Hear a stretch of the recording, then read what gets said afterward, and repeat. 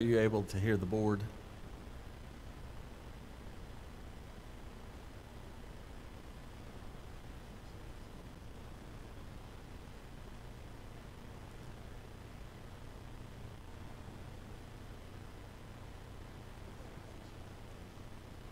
Ms. Razor, can you hear me at this time?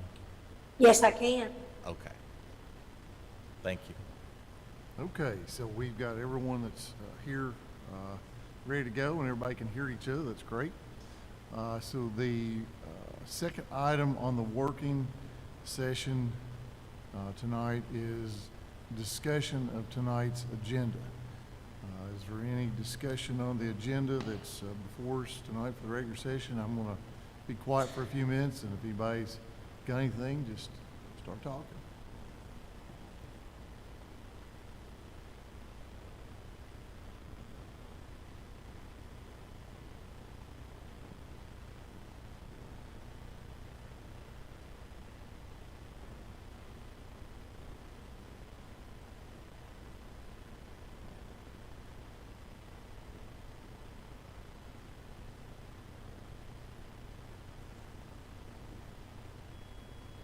Okay, I'm going to take that as no discussion of tonight's agenda. Everybody just know what's going on in the agenda, so that's good. Item number 3, discussion of consent items. If there's any items of consent that you'd like to talk about, please feel free to.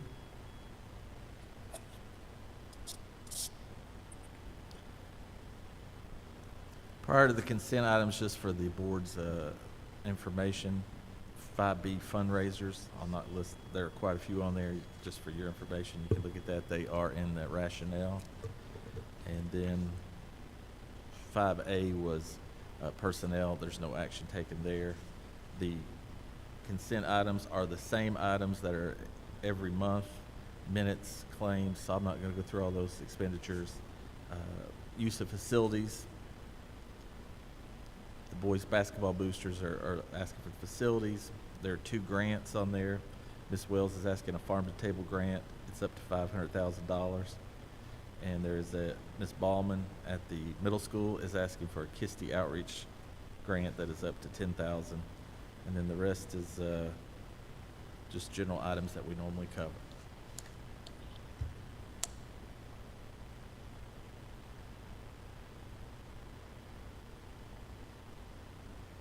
Okay, if there's no other discussion on item number 3, we're going to move on to item number 4, discussion and update on the construction of the high school and the Chenault building. You gentlemen ready? I know you just came in, Mr. Ruiz. You ready? I think there may be some questions on this one.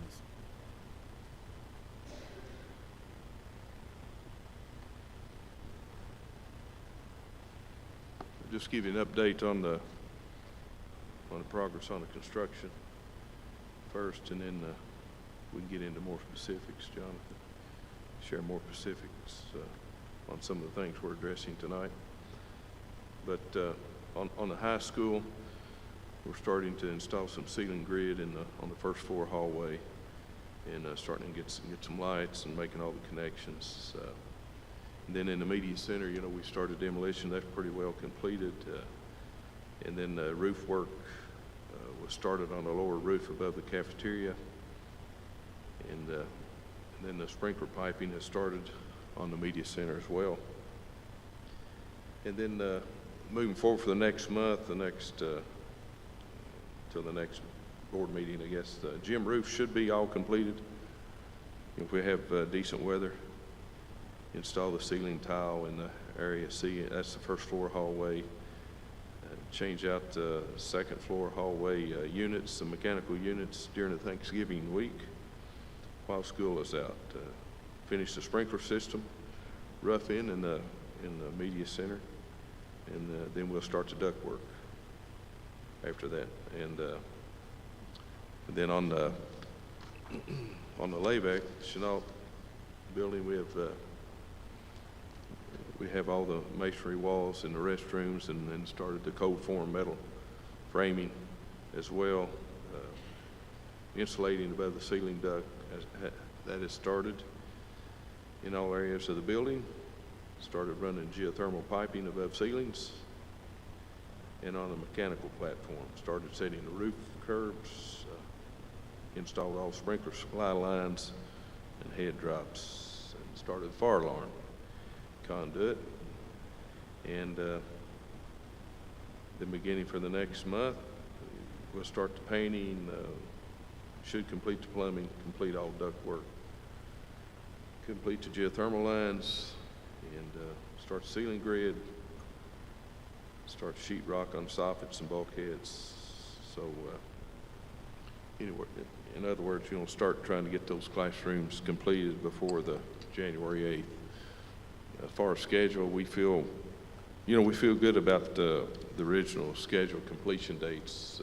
Now some of the milestone dates have some concerns because when we first planned the job, we had certain phases, but we're working, I guess you could say, out of sequence. We're just getting areas that are where we can work, and we feel like it's actually may speed up the project, but there may be some milestone dates that we need to work with Mr. Thompson and the principal there, and just to make sure we're all on the same page as we complete sections and phases.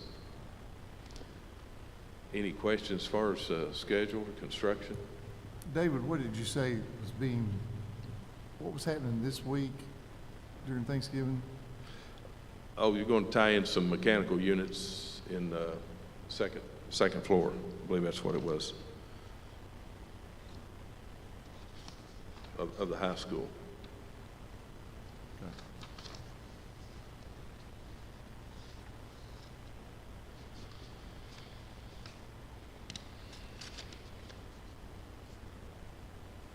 The overall construction schedule, what percentage complete are we?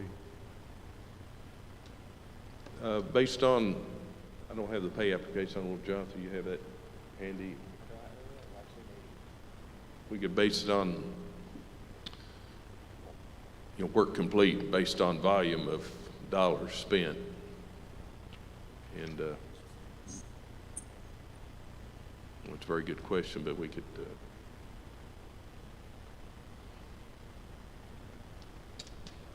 it's a workshop, right? So we have a few minutes here, right? You take your time. All right. So the high school is currently at 32% or 30%, while the Lavec building is more about 45%. So Lavec should be wrapping up a shorter schedule, but in terms of completion, I think that's what David indicated, that phasing of it, which I can speak in the mic, sorry. Phasing of the Chenault building might pick up depending on if they're able to get certain classrooms online, say in January of 2024, when initially part of the Chenault building was trying to get scheduled sometime in the summer of 2024, in the fall. So like the phasing of that building has sped up, but in terms of progress, the high school, since it's a bigger footprint, it's about 30% done, and the Lavec project, which mostly is Chenault, a little bit of classrooms in the high school, is about 45% done. Do we have plans for Christmas? Is there going to be work going on during Christmas? Yes. Yes, trying to complete those classrooms. I think there's 4 classrooms in the Chenault building that. So yes, there'll be a lot of work taking place. There is a during the really shutdown. long list of things that the site superintendent, Anthony White, has already predetermined that they can start to do over Thanksgiving break and winter break. So there is, a to-do list that they can take action on that's out of sequence of the overall project. So short answer, yes, there is stuff that's identified for the contractor to get done over the holidays. Okay. Just a quick question, Mr. Evans. Who takes care of locking the building and all that during the holidays when they're working? Is that us or them? Well, that's a question I don't know the answer, but my assumption would be that that'd be us, Mr. Thompson or our custodians. Because I'm sure on the holidays themselves, What's the there'll be no question? one working. Could you repeat the question? Well, who takes care of locking the buildings during the holidays when we don't have near as many employees working? Well, we typically, after each shift, we check to make sure it's locked. Now, you know, hopefully we're doing a pretty good job at that. I don't know if anyone's had any issues of finding, you know, a door propped open or anything. Hopefully not. Okay. I think there's a basketball tournament going on during Christmas. You said most of that work is going to be in the Chenault building? Mixture. Yes. Mixture, okay. You all do know about that basketball tournament, right? I personally didn't, but I'm Okay. sure Tim has worked very closely with the site superintendent here, Okay. so I'm sure they've identified the major kind of milestones for the schedule, but Okay. we'll work around any other events that do come up during the winter holiday. Okay. I have not heard that during our meetings, but we need to make sure that, Okay. we will check to make sure that hopefully there's no issues Okay. during that tournament. I'm sure there won't be because we've done these projects before with the same things going on and there's. Yeah, just usually gotta no- make sure there's no work going on in the gymnasium. Yeah. Or in the area where the concessions, because that's a Right. very busy area. Right.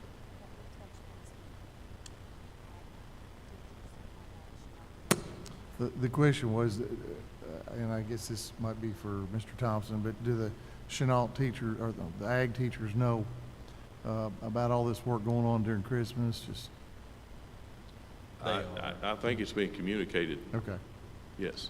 okay, And Mr. Detweiler sat back there. He'll make sure the buildings are locked up as well. okay.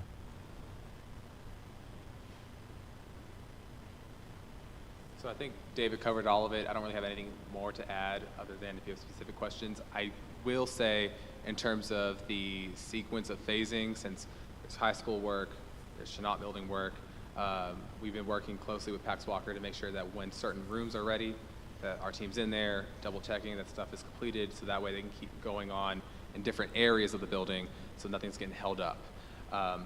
When it comes to phasing, however, let's say that the very far end classroom wing, it's got its ceilings in, but there might be some classrooms that still need to get lights upgraded. So there is some handoff that's still getting coordinated between everything being 100% done per section of the building, but regardless, we're working together to make sure that when stuff is at a substantial level, that we're in there, we're double checking things, so that way the teachers can immediately occupy them and have a really quick turnover. But that's all I have to add on that. I guess just planning ahead, David, you said something about ductwork. I mean, we are going to have sufficient heat everywhere to keep everything heated during like January. Yes, we should, Okay, yes. Shouldn't be a problem. okay. In fact, I think it's sequenced to where everything's up and running with the current heating system, central system, and when the geothermal is ready to get finally connected and transferred over, there won't be any kind of downtime or delay. They'll just have everything set, and then ultimately when the geothermal is ready to go, everything will just transfer over and you'll have consistent conditioning and or heating of the spaces. That sounds great. I hope it works that way. I Right. hope it does.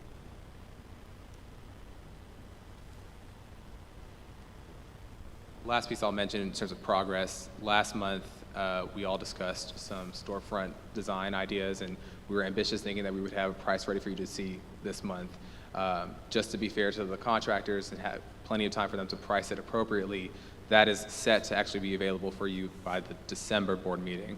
So we didn't forget about it, we just didn't want to rush it and ultimately have an incomplete price for you this month, but you will have it next month.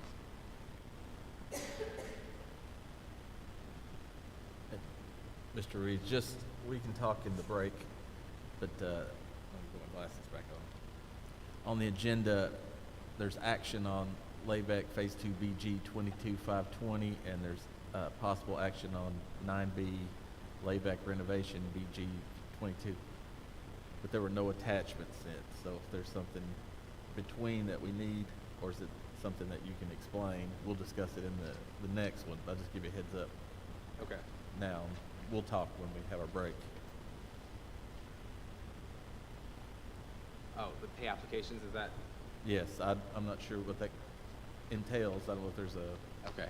attachment needs to be. Short answer is the pay application is something that I guess I normally sign and distribute to, I think, Brittany, but ultimately that is not something that's in your packet right now. But it is something that ultimately every month that we submit is just the documentation correct. It's not in your hands. Okay, so we're good. Okay, thank you.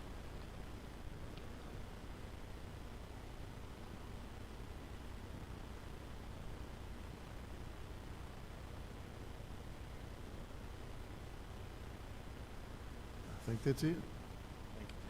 Thanks. Thank you all.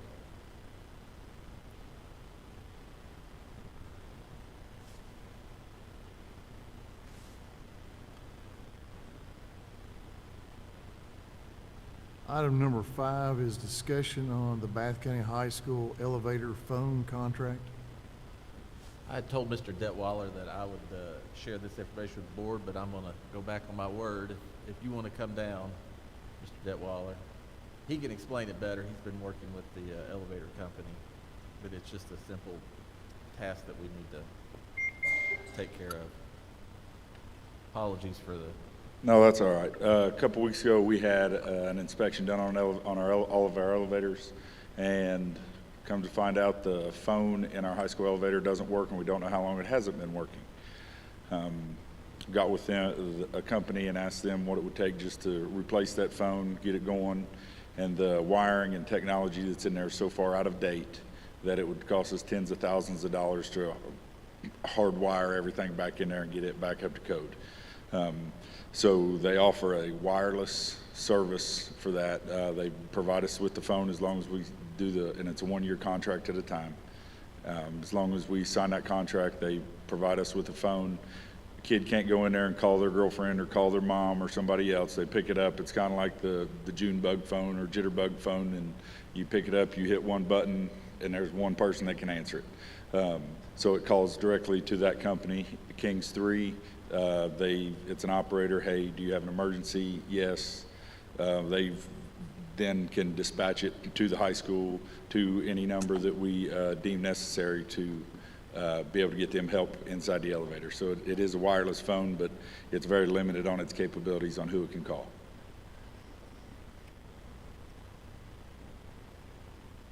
and it's a monthly service. It is a monthly service. I sent that in. I'm trying to remember if it was $31 or $61 a month to have that service. But I thought this option was much better than having the hardwire put back in for that much upfront The attachment cost. said 61, $61 a month, yes, ma'am. but I have a question. Is Yes, this ma'am. phone tethered or anchored in some way? Yes, it will be, it is anchored to my understanding, if it's open, there's an alarm will go off. So if it's taken off of the hook, then there's alarm goes off until it's put back on the hook. But it won't be one that they can just carry out of the building with them. Well, that was Correct. my concern. Yes, I understand. Since we're discussing the elevator at the high school, have we checked the elevator at the middle school? Yes, it had another issue, but we were able to do that. The fire extinguisher was out of date on it, but we got it taken care of, and But the phone does work? the phone does work, yes. Okay.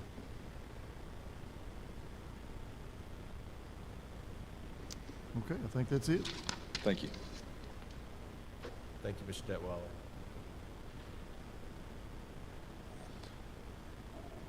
Item number 6, other business. Does any board members have any other business they'd like to discuss? I have some, Okay, Barbara, are you there? yes, I have a question. Apparently, there was a fundraiser that approved in August for the ice cream truck to come to the elementary schools. And at the time, I think the principals thought that all students would be served instead of the ones to just go out and pay. And I think they had some problems with that.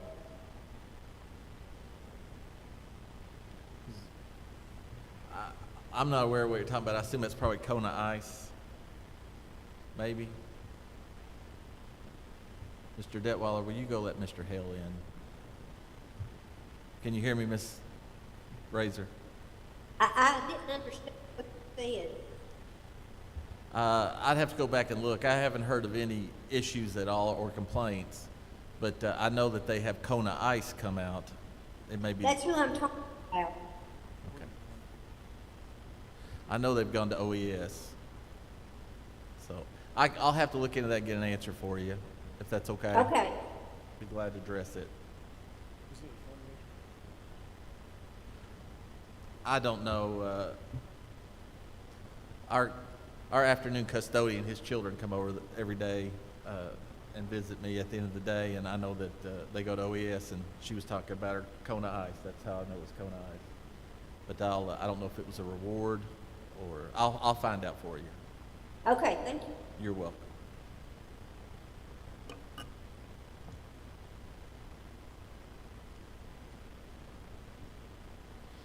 Any other business?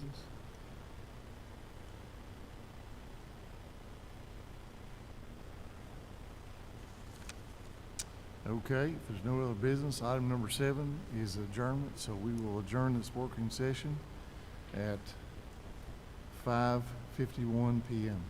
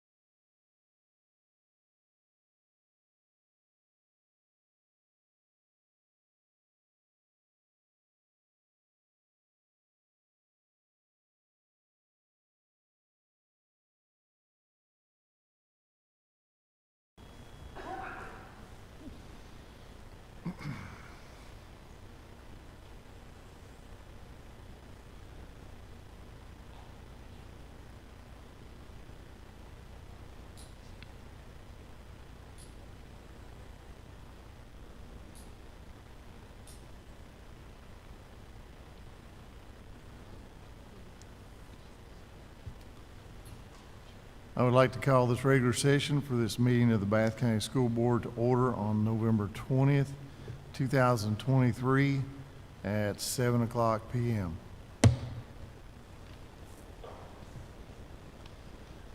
Item number 2 is discussion and possible action on tonight's agenda.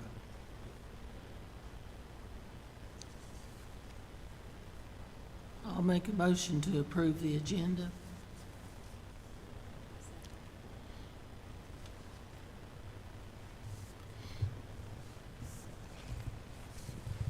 I second that motion. Motion's been made by Brenda and seconded by Carla.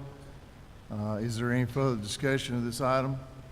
If there's no further discussion of this item, all those in favor of the motion, please signify by saying yes. Yes. Yes. All opposed, please signify by saying no. Motion carries 5-0. Item number 3, Pledge of Allegiance and Silent Devotion.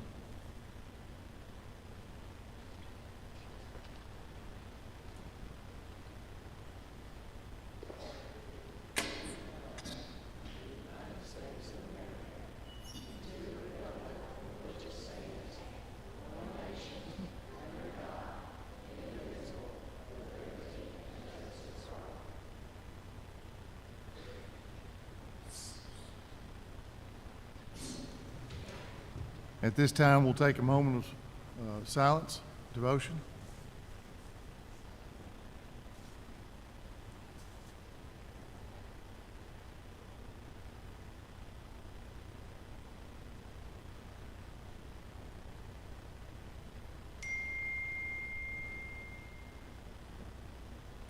Thank you. Item number 4, Student Spotlight, the Junior Chef Team and Owensville Elementary School. Ms. Vicki Wells will lead us in our junior chef presentation.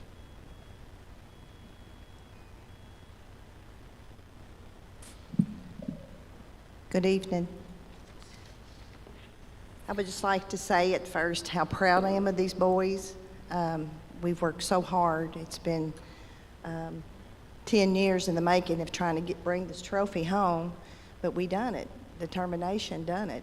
They either got tired of us looking at us or they gave it to us or whatever. But anyway, we have it and we don't want to give it back, so we're going to win it again.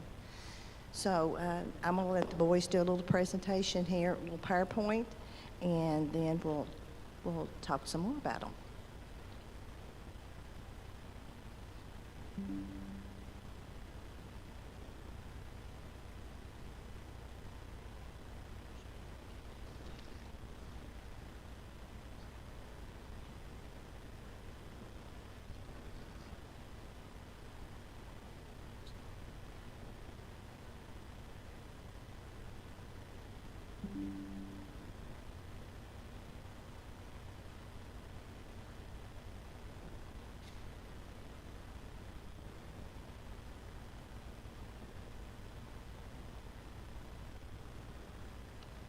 All right, this is the Bath County High School Junior Chef Team 2023.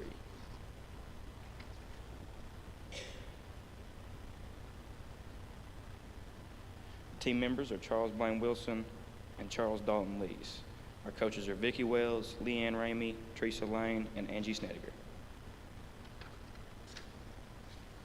The Kentucky Farm to School Junior Chef Program was developed by the Kentucky Department of Agriculture's Food Division. This educational program is a statewide high school cooking curriculum designed to offer youth the opportunity to learn valuable skills in recipe development, food preparation, marketing, public presentation, organization, teamwork, and community involvement.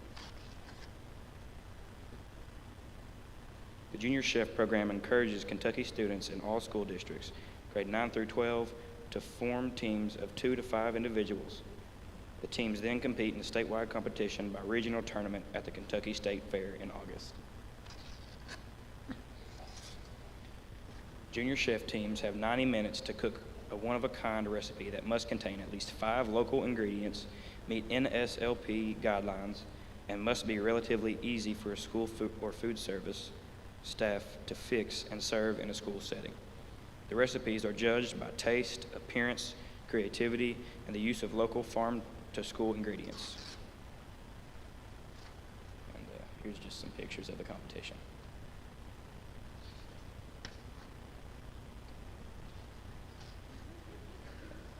We were tired.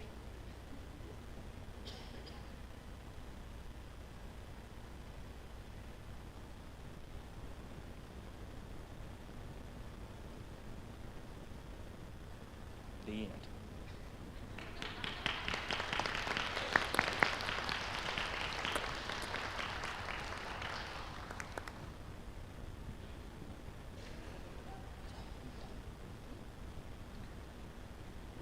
We also have with us tonight Tina Garland.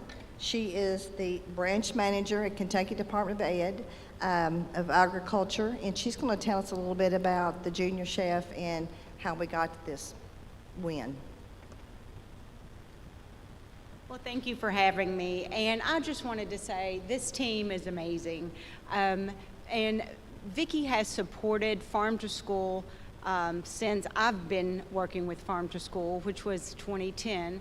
And then she has been with their Junior Chef competition ever since the beginning of that as well. That competition or that program was developed in 2013, and it has since became a role model or really a role model program for our Southeast regional states that they have now implemented cooking competitions of their own, the 8 states, and also we have a Southeast regional competition.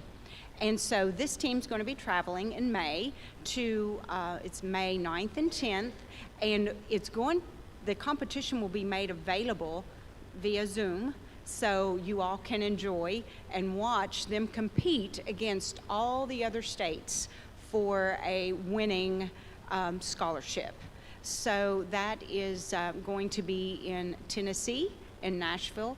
We have hosted it, Kentucky has hosted it for the last 4 years, and this year Tennessee stepped up, so we will be traveling out of state. So, you know, just that experience is just amazing.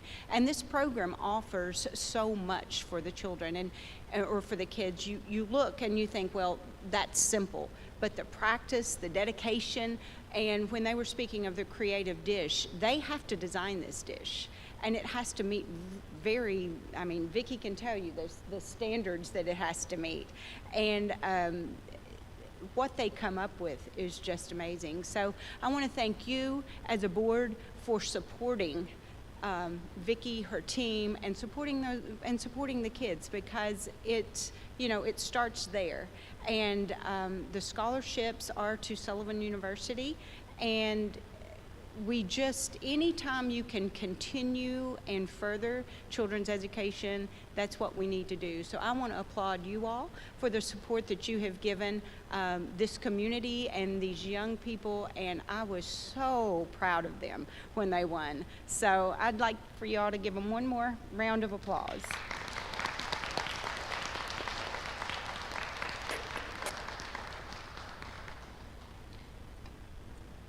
Thank you, Tina. We also have David Hale with us. He is the 76th Kentucky State Representative. Somehow or another, we ended up picking him up along the way when we were in competition, and he stuck right with us during the win and told me and Kelly we were eating too much. But anyway, we had a really good time with him, and his support, we really did appreciate it too. So now I'm going to introduce David Hale.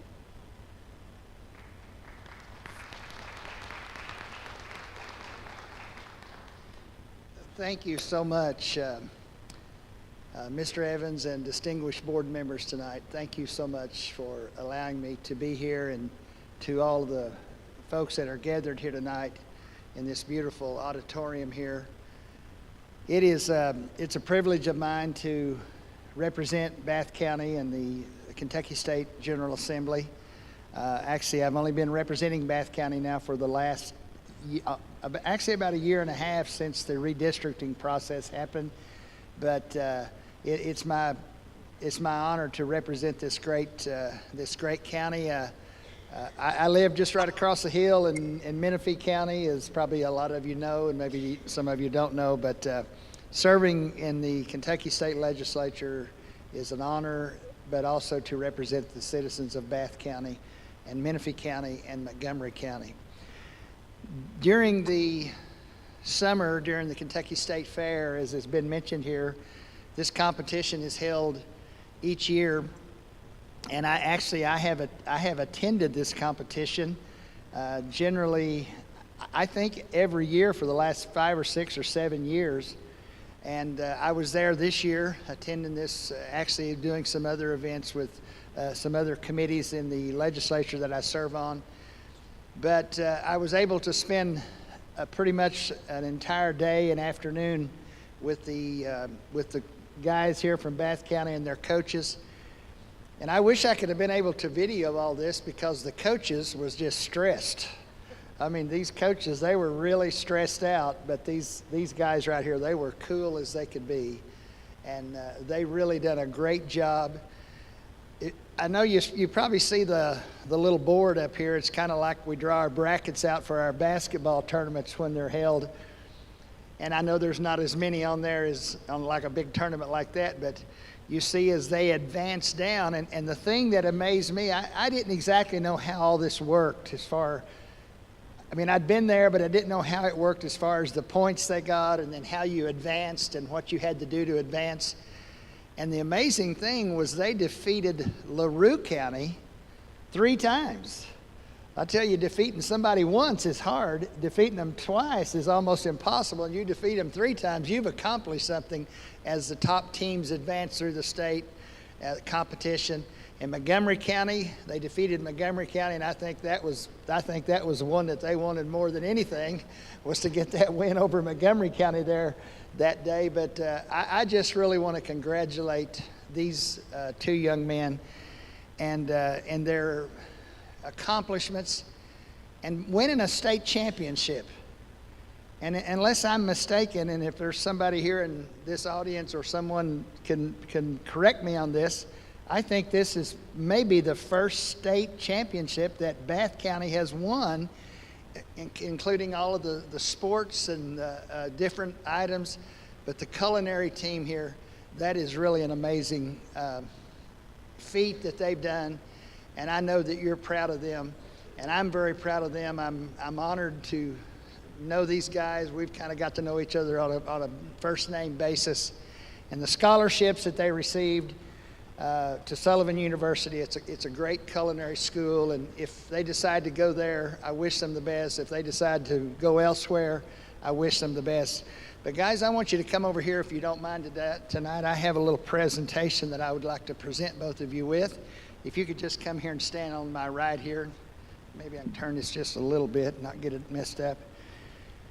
I wanted to recognize both of you fellas with some awards, and I know you've won the state championship, and so the awards that I'm going to bring here to you tonight is certainly not will not mean as much as getting that state championship and going on into the regionals in Nashville next year. But I'm just going to go ahead and read these, each one. They're kind of repetitive, but this is from the Kentucky House of Representatives from the Commonwealth of Kentucky, and this is a citation of achievement.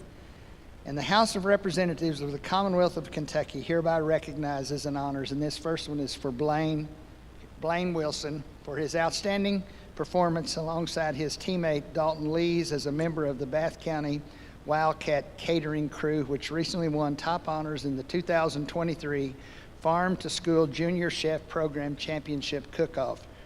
Coached by Vicki Wells, the Wildcat crew prepared Wilson's fajita, is that right? Or how's, okay, I can't pronounce that word. It was really good though, okay, whatever it was really good. And upon winning, each one was awarded the scholarship to Sullivan University. And so tonight I want to just present this, Blaine, to you, and it's signed by myself, State Representative David Hale, and also the Speaker of the Kentucky House of Representatives, Mr. David Osborne.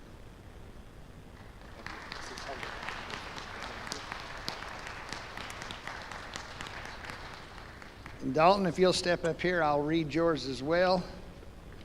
And it's basically the same, but it just says the Kentucky House of Representatives, the Commonwealth of Kentucky recognizes Dalton Lees for his outstanding performance alongside of his teammate as a member of this Bath County catering crew, and goes on to tell your accomplishments and wishes you the very best. And again, this is signed by David Hale, myself, Kentucky State Legislator of the 74th District, and Mr. David Osborne, Speaker of the House of the Kentucky House of Representatives. Congratulations to you, sir.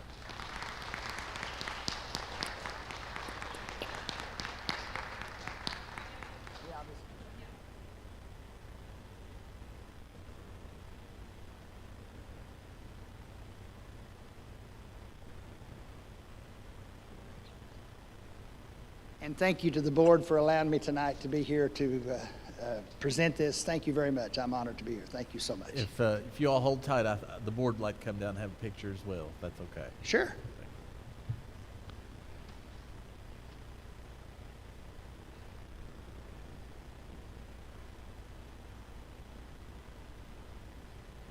While we're waiting on the board to come down, I'd like to say something. Barbara Razor was, when she was a board member, she was one of them that went on one of the trips with us to Louisville, and I think we got first place that time. So, Barb, you're welcome to come with us anytime you want to from now on, now that you're on board again. Thanks, Vicki. I would love to.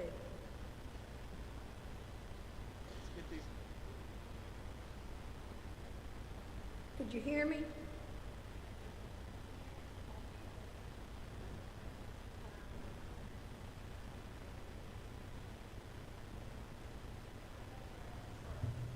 Yes, Barb, she got you. Thank you.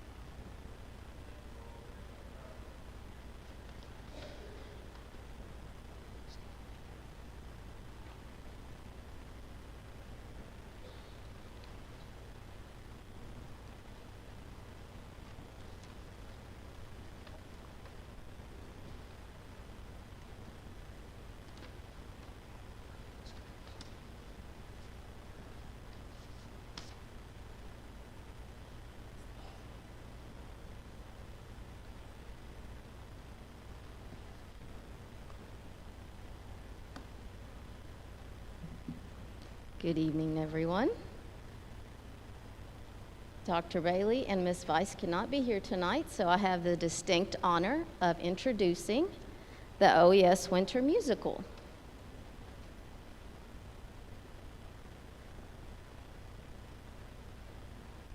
Just a little bit of background. This is the Matilda Junior Show. It is a Broadway junior show and part of the Musical Theater International. These students tried out in August, and there are 30 of them in grades 2nd through 5th.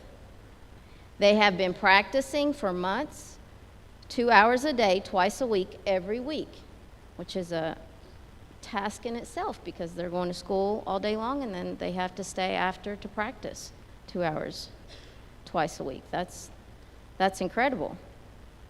The performances will be December 8th and the 9th, and they will start at 6 p.m. Tickets are $5 apiece.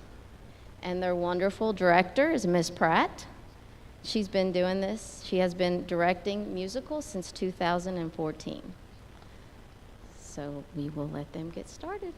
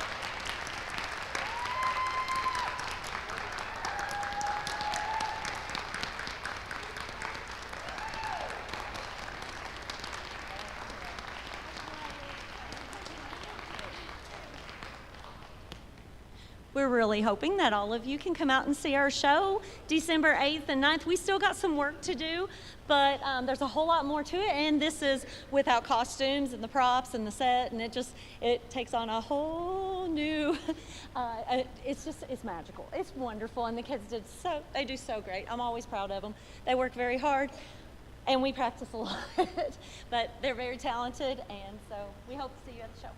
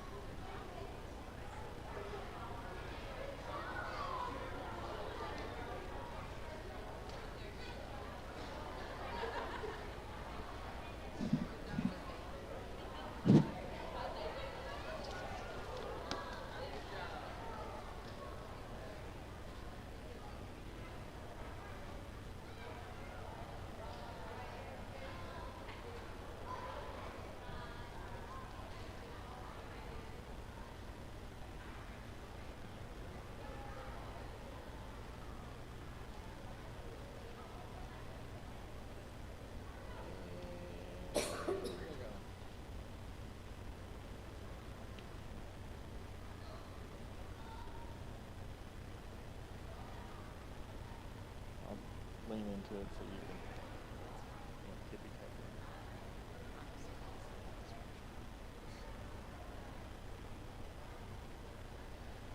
it. You can go ahead and bring that up, Brad.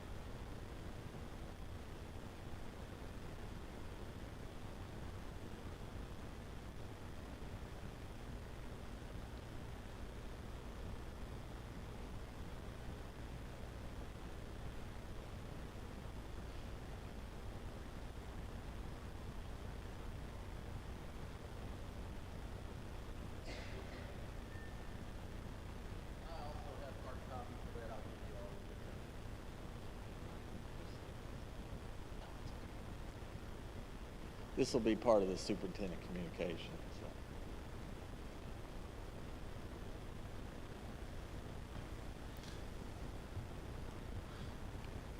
Okay, that was great. Really enjoyed that. We always love those spotlights like that. And then also the junior chef team, that was outstanding for our district and for those two young men and for those coaches. So once again, just want to congratulate them and also the Owensville Elementary School. We'll move on to the business of this meeting.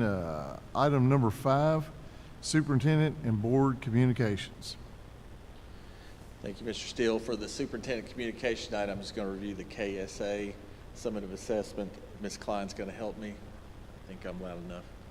This is similar to what I sent you. I have adjusted some slides, but if it looks familiar, this is the same format in the video I sent out. So next slide, please.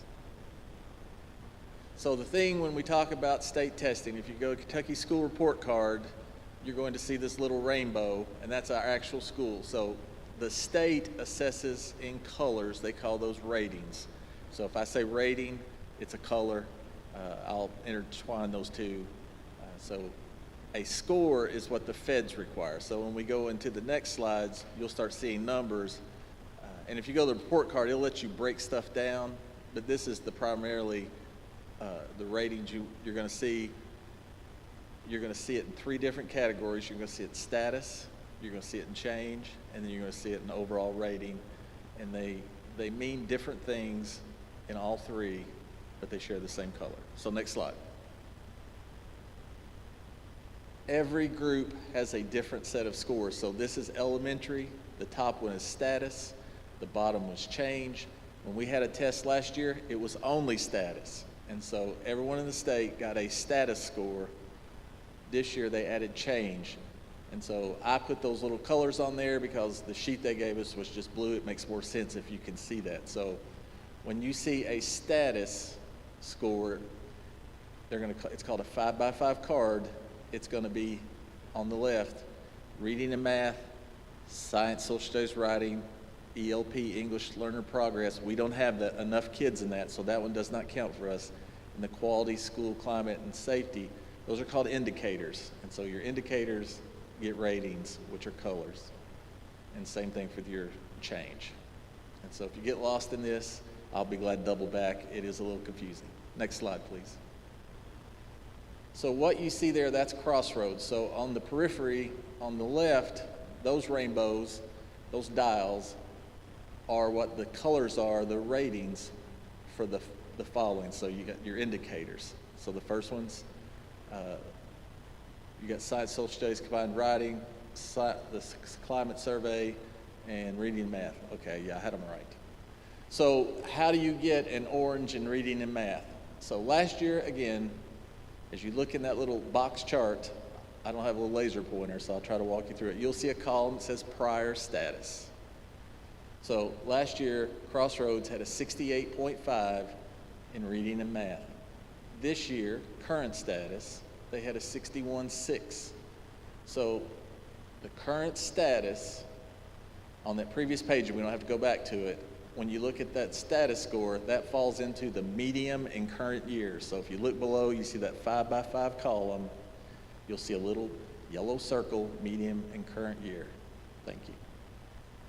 To get your change, you take your current status minus the difference or plus the difference from the prior year. So they went down, and so you take 61.6, you add that to 68.5, and you get a negative 6.9.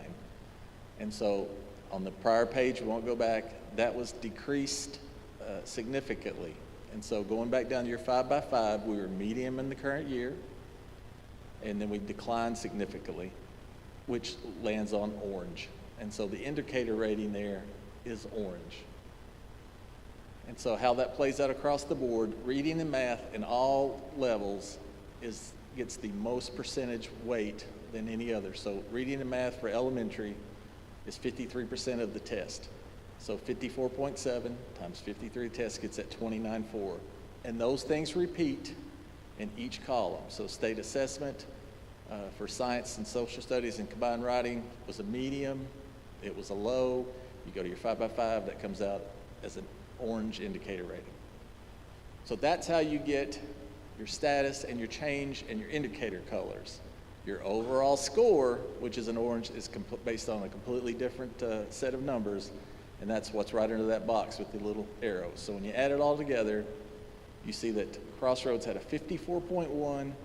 You go down, you go across, and you'll see that 38 to 54.9 is orange. So their overall rating is orange. And if you'll, the frustrating part there, you see it's 54.1, 54.9. They missed yellow by 0.9 of a point. So the next slide. When the trick, the thing you want to see from this point on as we go forward, you want a high status score, but it is change that makes all the difference. Change increases your score, or change decreases your score. And so you want to have change. That means if a change means we're moving kids forward. It's not apples to apples in the sense if it's this year's third graders, it's against last year's third graders. So it's not the same students, but it's the same class, the same content. And so as we work on our content and get very good at what we do and excel, and when we get high enough, yellow will be the baseline. Maintained will be okay. When you're blue, you can't go any higher. Maintained will be fine. But we want to see maintained, increased, which is green, or we want to see blue. So you'll see there, Crossroads, we do have some declined, and then we have 2 declined significantly. That goes back to the previous page where it was reading and math. Now, why are there more on there? Our demographic group, we really have 4 demographic groups: all students, white, economically disadvantaged, and students with disability with an IEP. The bottom 2 on there, you see no data. You have to have 30 kids in your school in an area before they will release that data for confidentiality. So we didn't meet that standard for Crossroads. That's why it's white and says no data. Next slide. This is just a repeating process, so I'll not go into detail on these, but you can see our colors. Again, you want to look at that change up there in the middle, and you'll see green, orange, and blue. We want to get out of the orange. We want to be yellow, green, and blue. 53.6 was the overall score. Again, 54.9 was the top out of yellow. So our elementary schools are knocking on the door of yellow, and we'll get there. That won't be an issue. Ms. Klein may talk about in a few minutes some of the reasons why. One of the major things I'll let her share is we have to look at our reading programs. Next slide. So here, this is a little bit better. So you'll see, again, you want to look at the change. The change and the arrow are the exact same thing. The only reason I've done it is change is showing you how many points, and the arrow is showing you how we went, increased significantly. So when you look at status and circle, same thing. Change and arrow, same thing. Indicator rating and 5x5 are the same thing. So you've got increased significantly, increased, and then a few declined in social studies, science, and writing. And we really need to work on our writing. Science across the state is not good. No excuses. We've got to do better in science. Next slide. That's the same. Every indicator and status score for each school or level is different. So that's just showing you the middle school status and change cut scores. Next slide. Again, our middle schools and our high school scored last year in status scored very, very low. Our middle school and high school were almost near the bottom in the entire state. And so we have implemented the same thing across the board, but our middle school and high school really have dug in and worked hard. And so when you look at that change for the middle school, you'll see immediately it's blue right down the path. They had a 73.1 overall, which is right in the green. The state did change the score last year. 72 would have been blue. They pushed it out. A little upset about that, but you can see that they increased significantly across the board, and that'll show on the next slide. So when I talk about change, that's what I'm talking about. If you look there, all the way down, increased significantly. Again, when we met, I pointed it out. And reading and math, the second one from the bottom, they scored a low, but they went up 25.4 points with students with disability. Our middle school last year was in special ed was in TSI, which is targeted support and intervention. If you keep scoring there, the state will come in and provide some assistance. we exited that in 1 year with these great scores. And because they scored so high, it improved it all the way, increased significantly, changed our overall score and rating to yellow. And then if you look right below that, you'll see that we scored very low in science, social studies, and writing in special ed. But again, we increased so significantly. Your status is not your score. It's status plus change. So we get 11.4 points added to that, and that brought us up to 38.7, which was yellow. And so again, you just want to look at that change line. That's where we're showing that we are getting better year after year. Next slide. Again, that's just the high school cut scores, change scores. Next slide. Now this looks a little different because elementary and middle school just have the 3 areas. They have reading, math, science, social studies, and combined writing, and they have the climate survey. But the high school has post-secondary readiness and graduation. So they have 5 categories. If you look up the top row, indicator weight, you'll see that reading and math weighs 47.37. And then right below that, you'll see that science, social studies, combined writing is only 21% of the test, whereas on the middle school, it was 41%, I believe. And so the weights are a little bit redistributed. And so as you look down through there, again, you look at your change. We'll just go to the next slide. And again, we've got increased significantly in those categories, increased and maintained. So no orange, no yellow, fantastic. That's what we want to see. So next slide. And what you can't see it, but all you need to do is see the colors. That's all the schools and all the demographic datas based on increased significantly down to the bottom. And like I shared in the meeting, 82% of that whole group is maintained or better. And so we really did some really good things. The only declined significantly we had were elementary. We are identifying those problems. We are addressing them, not calling out our elementary schools. It's just the way it worked out. And so we've got things in place to help correct that issue. Next slide. All right, Ms. Klein will speak from this point. So if you can see there, so you've got the 2022 where we were. This is district elementary. So this is all the elementary schools in a district combined, and then they rank you individually by elementary, and they do the same thing for middle and high. So last year we were a little bit higher than the middle of the pack. We did drop some this year, but we're very close to yellow. If you look, 53.5, and then the next school above us, 55. So we're right there. We're knocking on the door, and there's no reason for us not to get to yellow, not to get to green at each one of our elementary schools.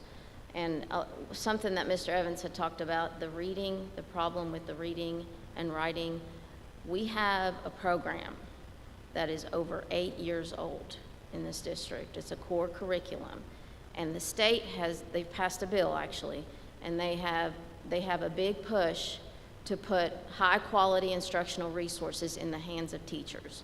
Because what we have is an outdated core curriculum program that we've been using for over 8 years that is not good and it's not quality.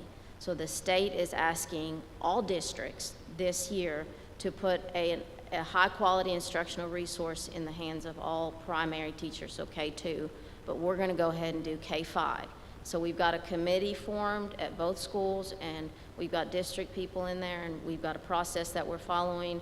We're following the model curriculum framework that KDE has put out and the reading and writing consumer framework that they've given us.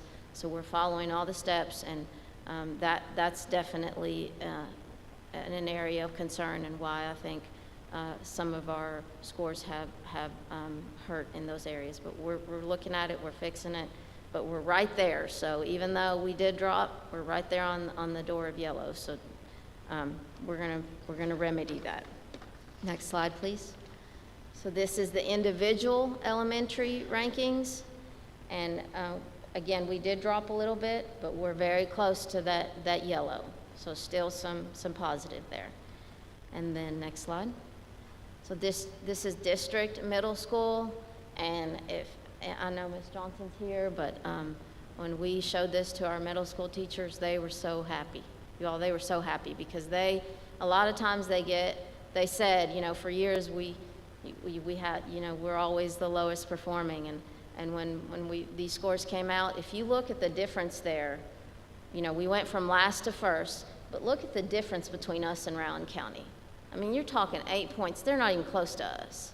So that's impressive in itself, and we are so proud of those teachers and those students. Next slide, please. Again, same thing. This is the area middle school individual went from the very bottom of the pack to the top, and a huge, huge gap between us and Rowan County. And sorry, Miss Williams, we're way ahead of Montgomery County. And the next slide. Not sorry. So these are some banners that we had printed. You know, we promised them that we'd put some banners, and if you would drive by the middle school, it's right there, #1 middle school in the region, and top 10% of all district middle schools in Kentucky. That's impressive, you all. Next slide, please. And then high school, Mr. Evans has the list of last year where we were with all the high schools. This is district high school. We were way below the state and at the bottom, and this year we're at the top. And again, beat out all those districts around us and then some. Next slide. And then this is individual high school ranking. Again, beat out all those schools and several other. Clark County, way above Clark County. That's a bigger school district than us. Next slide. And then their banner, #1 high school in the region and top 20 of all district high schools in Kentucky. Next slide. This is district rankings, so we took all the districts around us and then some that are more well-known, and I mean, we're at the top. We're at the top, #1. Keep going. So this is the banner in front of the board office, #1 district in the region and 6th most improved district in the state. Next one. And then these are some acknowledgements. Mr. Evans.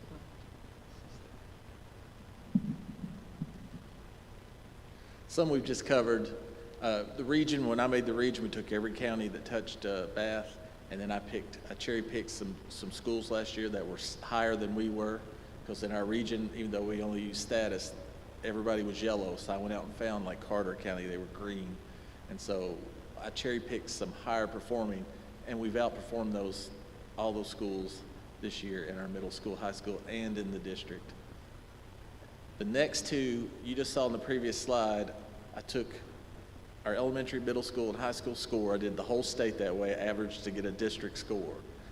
And so last year, down there, you'll see our middle school ranked 16th in the state. That's where we are. Last year, we were 148. So when you look up and it says the #2 in the state in highest improvement ranking, last year we were 148 in our ranking. And if you count how many spaces we jumped, our middle school went up 199, leapt 199 schools, moved them all the way. They had the second highest jump in the state. Our high school had the 3rd highest jump. Our district had the 6th highest jump. And so we're saying all this, one, to brag on our people, but two, I told this board, and you've heard it, and I'll say it again, I am not about accountability. I'm about academics. But this state says Bath County, compared to the rest of the state, taking the exact same test, you outperformed. And so I'm happy to share this because, and happy our people to share it with, because our people improved our instruction so our kids got a better quality education. We still have a long way to go. We're going to continue working hard. The teacher clarity that we're implementing, we'll continue to do our student success meetings, but we have made a drastic improvement. And if we don't stick with change, and the principals will hear this, if we don't continue to improve and change, we can go right back to where we started. And I'm not going to let up. Our principals aren't going to let up. Our staff's not going to let up. Our teachers not going to let up. So I hope this is catching fire, and I know they're very excited, and this will. They should be. They put in a lot of work. They put in a lot of work for this. Next slide. So if you pull up to the stop sign down there, we put that right on the, I think it's the church, Owensville Christian Church. So I believe that's Mr. Dr. Bailey's church, so that's out there, so you'll see number one in the region. District, middle school, high school, 6th most approved state. So we're just so proud of everybody. So we'll just go to the next slide. That's our conclusion. There are people in this room that have worked super hard to make this happen. Principals, MTSS, Ms. Klein, Ms. Donahue, everybody, and the teachers. It's a group effort, and the key ingredient is we have great students, and those students have bought in as well, and they've all got on board. We're still working hard, got a long way to go, but we just want to take time to say how proud we are. We'll share that information with everybody, and we appreciate it. None of this happens without our students and our teachers and all their hard work. So we are so proud of them and their dedication, and we still have some room to grow, but we're going to celebrate it while we have it. Thank you. Thank you all. That concludes Superintendent report.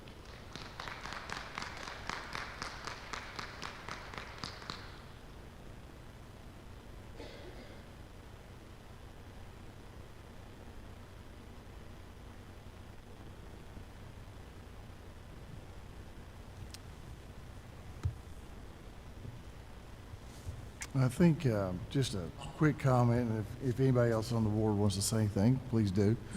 I'll go first. All that information is mind-blowing. And Mr. Evans sent me a text one night. I was already in bed, and it was a very small piece of what we just saw. But I laid there in bed and I could not believe what I was reading. It blew my mind, and I really don't know what to say about all this, because it's, I just want to thank all the teachers and the administrators and the students who have worked so hard. This is a big deal for our district, but more so for our kids, because what is happening right now with them as they go through their entire career here at Bath County, and one day hopefully graduate here and go on to the world. This is setting them up for success, and it starts here. They're learning how to work hard, and I know these things are not easy. They're not easy to do. But I just want to say thank you to all those people that it took to make all this, come this far in basically 2 or 3 years.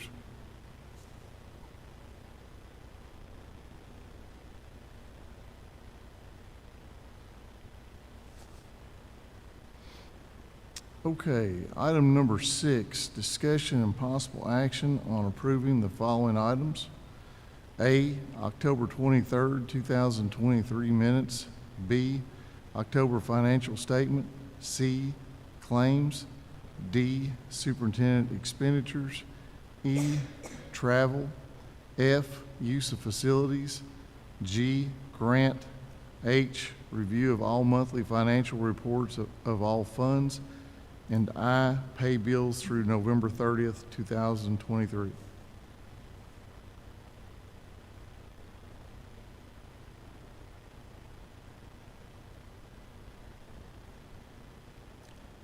I'll make the motion to approve items 6A through 6I.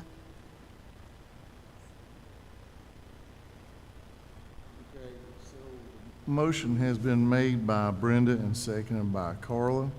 Is there any further discussion of this item? If there's no further discussion, all those in favor of the motion, please signify by saying yes. Yes. Yes. All those opposed, please signify by saying no. Motion carries 5-0. Item 7, public comments. I don't think we had any public comments turned in. Okay, so we'll move on to item number 8. Discussion and possible action on the Bath County High School renovation BG 22-376. And I need to say this probably first before we go into the items. There's A, B, C, and D. The first two, A and B, are mainly discussion only. They are only discussion only. So when I read them, we're like, for instance, on B, discussion and possible action on the pay application. We're just approving the application, right? I mean, we're not approving the payment. So, in the same way on 8, so, or A. So, anyways, just, I want to clarify that, and if you want to discuss it some more in discussion, we can. But A is construction update, high school renovation, Pax Walker. B, discussion and possible action on the pay application for Bath County High School miscellaneous renovation project, BG 22-376. C, discussion and possible action of special inspections invoice from L.E. Gregg for invoicing for the $560.25 with a $24,427.50 remaining balance for future invoicing. And D, discussion and possible action on geothermal invoice associated with stormwater design for Bath County High School renovation project from L.E. Gregg.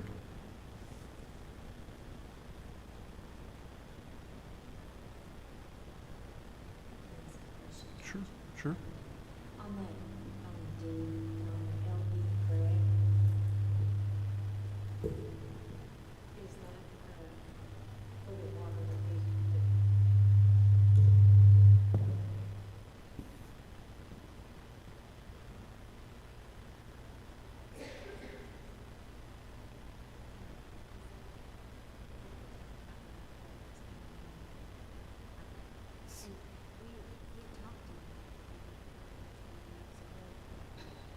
I can't hear it with the discussion. Oh, it's okay. She's got to go through your microphone to hear you. We're talking about the L.E. Gregg, I'm sorry, I don't speak for you. Talk about the stormwater study. It will not be addressed until the actual tearing up of the parking lot stuff until next summer. But what this was for, they came out, remember a couple of board meetings ago, we had to get a topographical survey. And so this is a payment on that where we approved the survey to go forward. This is a $7,052 payment for project engineer, principal engineer, geologist, and some other things on there. And so it's part of that which we have approved to go forward with now. They're just requesting the payment for it. Okay, thank you. You're welcome.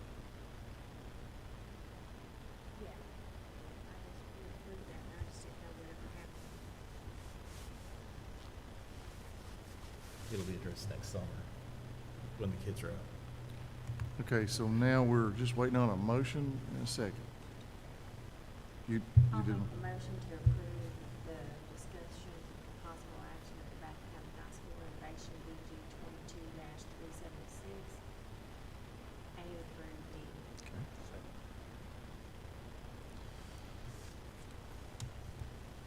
The motion's been made by Carla and seconded by Eric. Is there any further discussion of this item? If there's no further discussion, then all those in favor of the motion, please signify by saying yes. Yes. Yes. All those opposed, please signify by saying no. Motion carries 5-0. Item number 9, discussion and possible action of the Bath LAVAC Phase 2 BG 22-520. Item A is construction update of the Chenault Building renovation, Pax Walker, and B is discussion and possible action of the pay application for the Bath County School LAVAC renovation Phase 2 project, BG 22-520. This is the one that Mr. Ruiz also said that the pay application will be taken care of, didn't need to be on here. And so I think you can do this by taking no action, and we'll be fine. Does that make sense? Brittany's already doing the pay application. He was doing it for our information. I mean, you can approve it, it wouldn't hurt anything. It wouldn't change anything. A was the update which they gave, B was. you want to approve it, we can approve it. Yeah, I think, let's just go ahead and approve it, yes. So I just need a motion and a second. You make the, yeah, motion. Carla made the motion.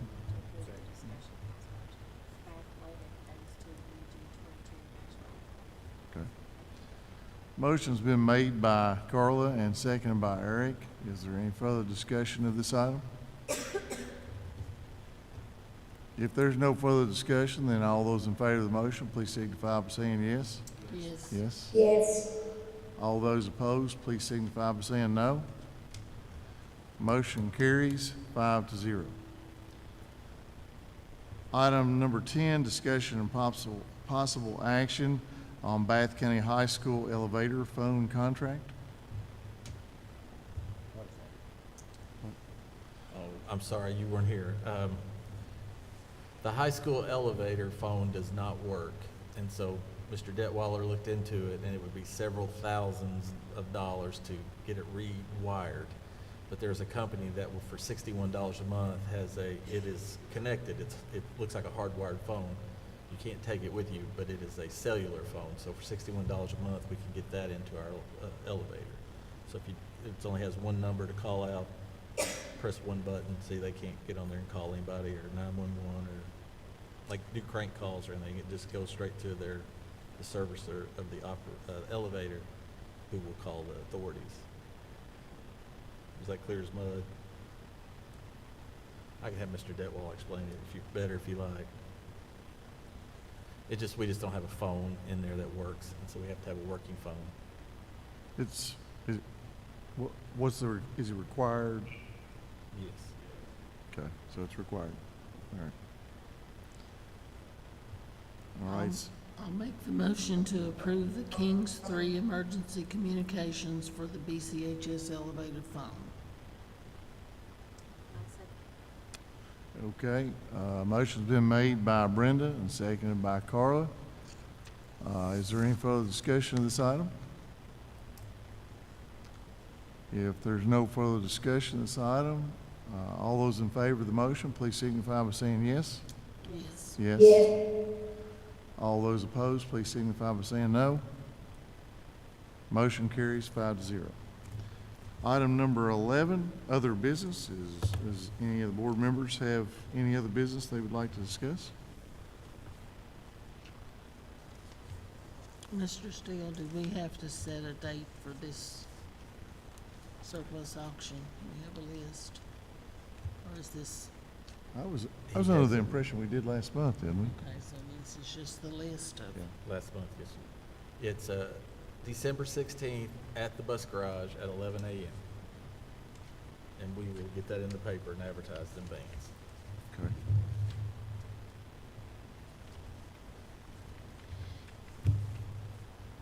Okay. Any other items? Okay. Item number 12, adjournment. One needs a motion. Motion's been made to adjourn by Eric and seconded by Carla. Is there any further discussion of this item? If there is no further discussion of this item, all those in favor of the motion, please signify by saying yes. yes. Yes. All opposed, please signify by saying no. Motion passes 5-0. We are adjourning at 8:10 p.m.